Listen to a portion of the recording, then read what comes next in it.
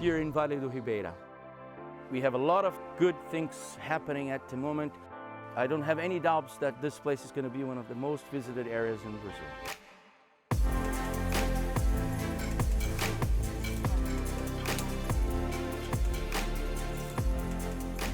Yesterday was honestly one of the most wild adventures I have ever done. We were going up and down all these crazy boulders. It was freezing cold water.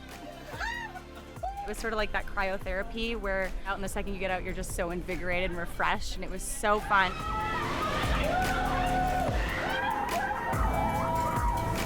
And I think I just lost it and became like a complete child.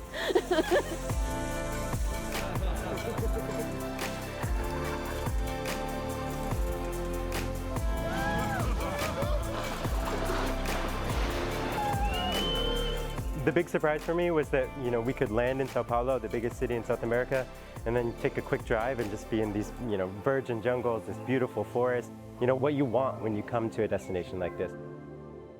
You have nice beaches, you have islands, you have wildlife, you see dolphins every single day, you see a lot of seabirds.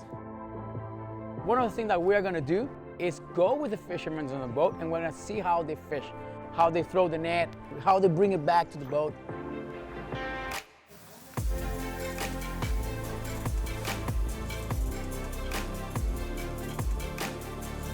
My favorite hike by far was the one we did along the riverbank.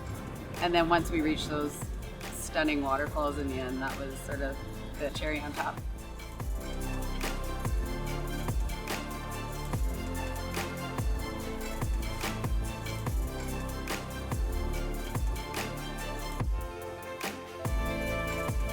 The locals, the people here are very happy to be seeing this event because it's very important to them.